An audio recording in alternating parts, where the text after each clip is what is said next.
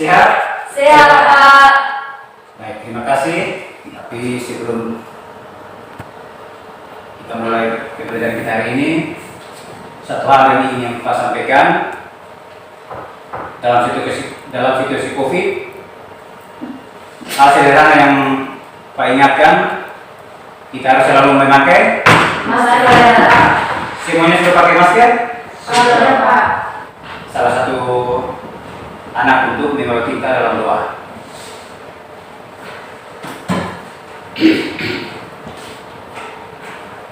Mari kita menghadapkan doa kita. Selamat pagi Tuhan Yesus, terima kasih karena Kau telah menyertai kami dari rumah perjalanan hingga tiba di tempat ini yang selamat ya Tuhan. Tuhan, sekarang kami akan memulai kegiatan belajar mengajar kami. Mari Engkau memberkati, membuka pikiran kami supaya kami bisa mengerti apa yang disampaikan oleh guru kami ya Tuhan. Terima kasih Tuhan Yesus, kami berdoa. Amin. Grace Randa, Hadir Pak. Maria Cijami, Hadir Pak. Damaris Daragai, Hadir Pak. Julius Gobang. Hadir Pak. Masih ada yang mengingat materi kita pada minggu lalu? Masih Pak. Silakan. Materi minggu lalu tentang pemanenan ikan ukuran konsumsi. Pemanenan ikan ukuran konsumsi biasa dilakukan di tambak atau kolam air deras dan keramba jaring apung.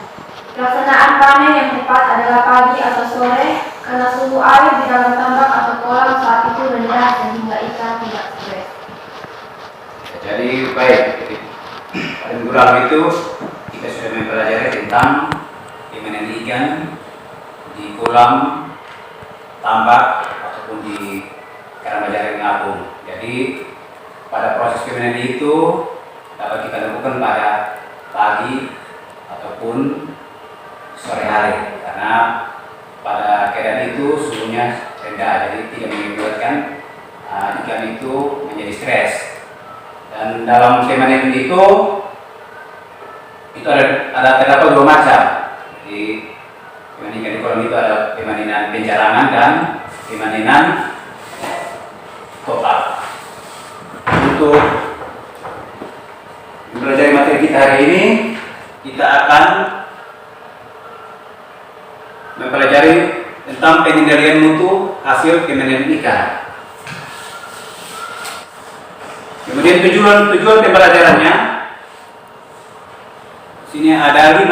Pak minta salah satu anak untuk membacanya. Grace, silakan membaca. Setelah melaksanakan proses pembelajaran dan menggali informasi melalui pengamatan, peserta didik mampu mengidentifikasi tahapan penurunan mutu ikan. Yang kedua, setelah melaksanakan proses pembelajaran dan menggali informasi melalui pengamatan, faktor-faktor yang mempengaruhi penurunan mutu ikan. Baik, jadi dalam pengendalian mutu hasil pemanenan ikan ada 3 sub pokok bahasan yang kita pelajari hari ini. Yaitu yang pertama itu proses penurunan mutu hasil perikanan.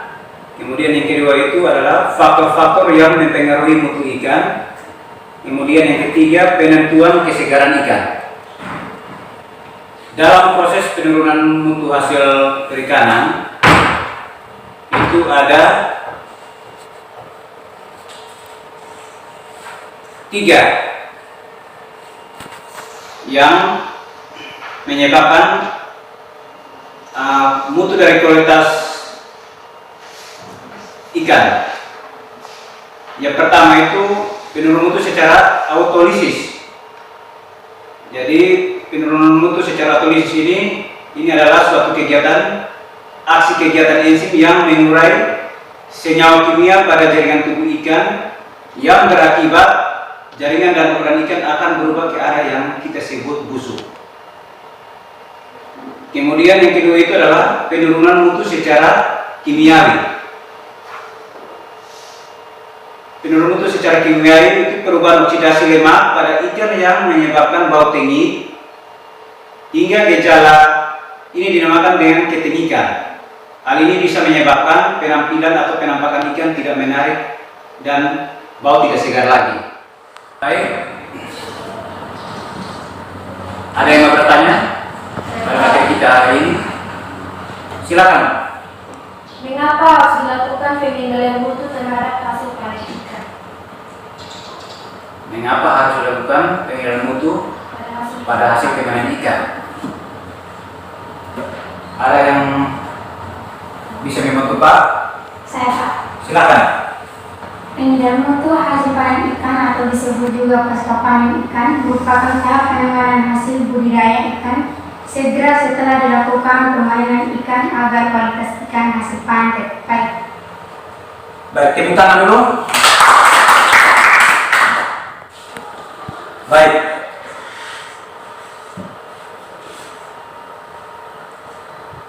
Pak akan membagikan kelompok untuk kita mengamati. Ada beberapa contoh ikan. Di sini nanti kalian akan membedakan ikan yang segar dan tidak segar lagi. Silakan bentuk kelompok.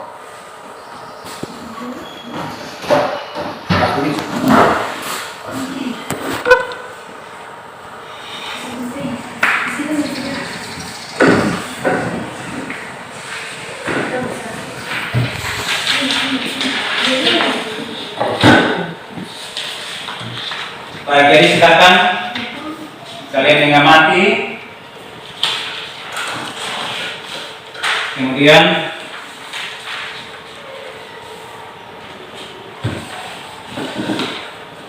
setelah kalian mengamati habis, berdiskusi dan memaparkan hasil diskusi kalian. Di pemata masih apa? Tentu tulis dulu tuh.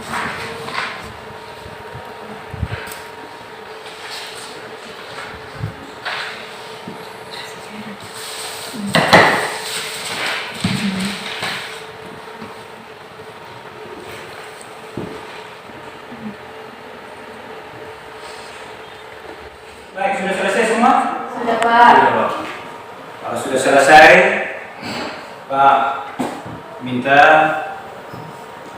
kelompok A untuk memaparkan hasil diskusinya. Silakan.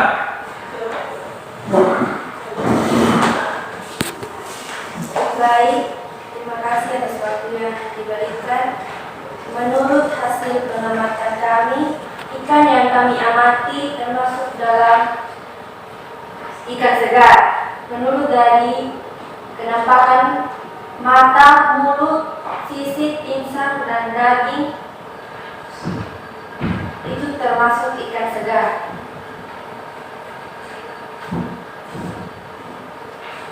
Baik, terima kasih. Tepuk tangan untuk kelompok A.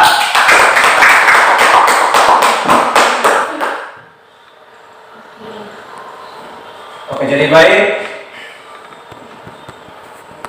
Dari hasil diskusi kalian, kita akan menjelaskan penentu kesegaran ikan. Jadi tadi pada kelompok A sudah memaparkan hasilnya. Jadi kelompok A itu setelah pengamatannya itu ternyata mendapatkan ikan yang masih segar. Jadi tadi sudah Pak jelaskan bahwa penutur ikan segar itu dilihat ada kurang lebih itu ada 9.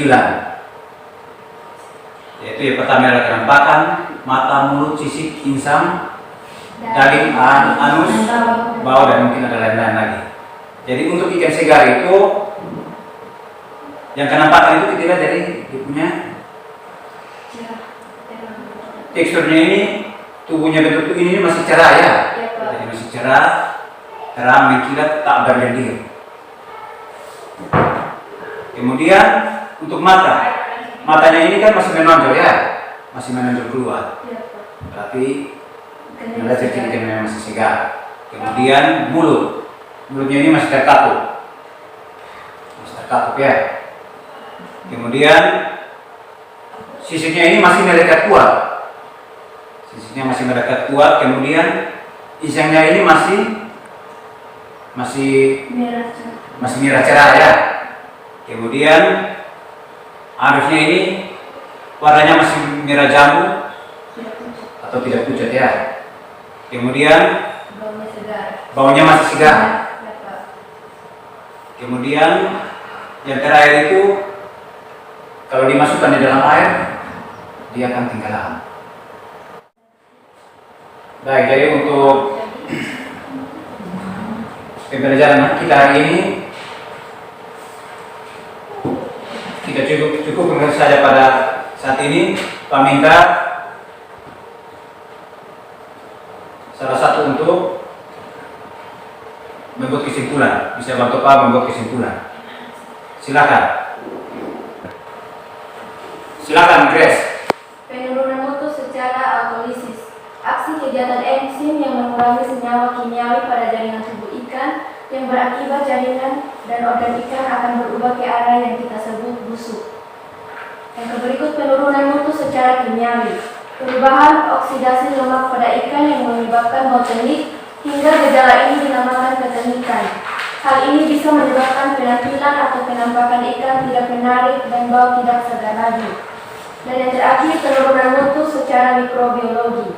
Penurunan mutu secara bakterial dapat terjadi karena ikan tidak segera dilakukan penanganan sehingga suhu pada ikan menjadi semakin meningkat.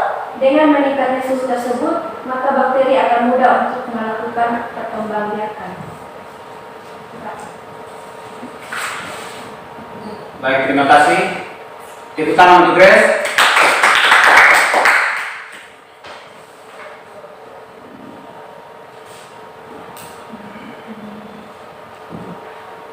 Baik, jadi kita akan memberikan tugas. Silakan kalian lihat pada mana aja itu, tugas itu ada pada halaman 40. Silakan kalian mengejarkan, nanti minggu depan dikumpulkan. Ya, Pak. Baik, sebelum kita menutup kegiatan belajar kita hari ini, Pak minta salah satu anak untuk memimpin dalam doa. Silakan.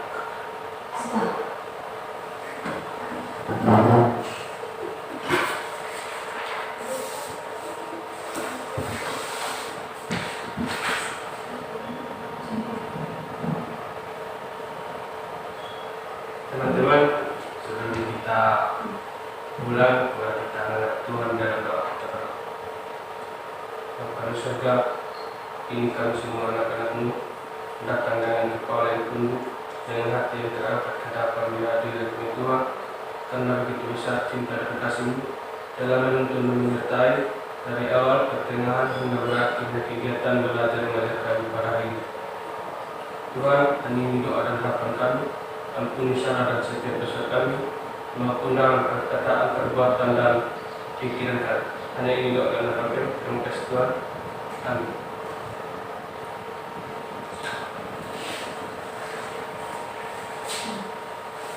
Baik, terima kasih.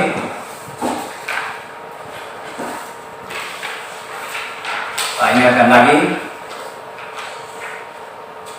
tetap mengikuti protokol kesehatan ya. Ya, Pak. Oke, masker, cuci tangan dan menjaga jarak. Terima kasih.